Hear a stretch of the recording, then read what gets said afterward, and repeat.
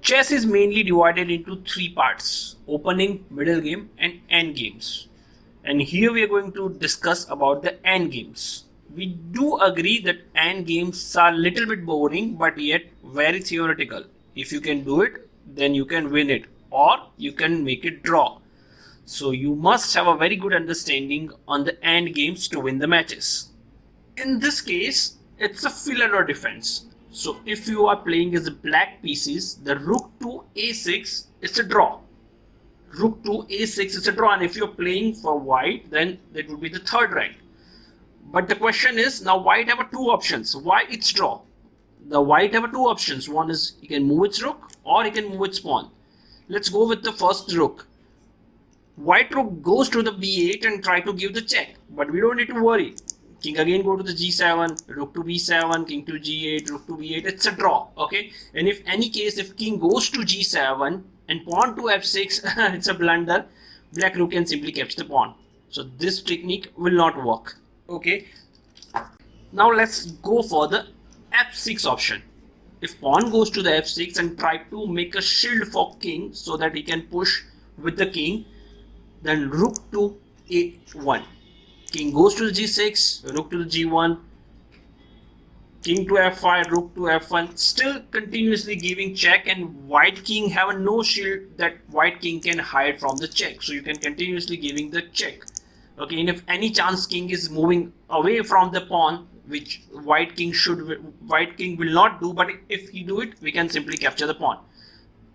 So the problem here is, if we try to go this way by moving its pawn, this technique will also not work. Why?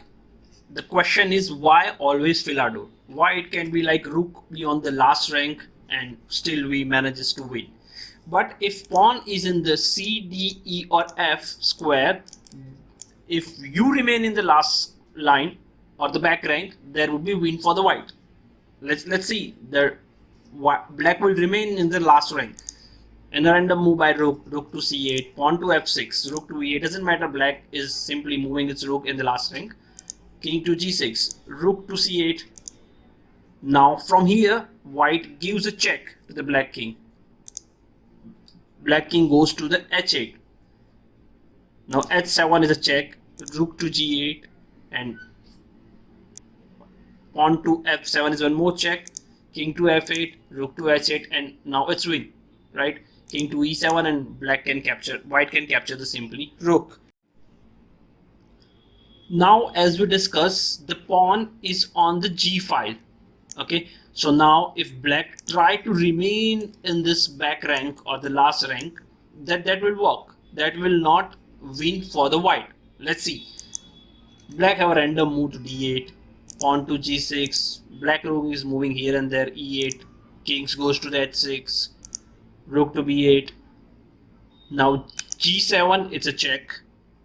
King to h8, rook to h7, king to g8, and pawn to g7. This is not check, but this is a lose for the white. Now black rook can simply go to the b6. It's a check for the king. King has to run away, and black king can capture the rook and still stopping the pawn to promote.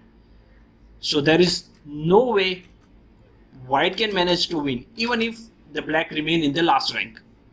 Even if black remain in the last rank, if the pawn is either on the g file, h file, or the a file, b file. So it's a draw. A file, b file, and if black remain in the last square, it's a draw. White will not try to promote. White will not try to promote because it will lose for white.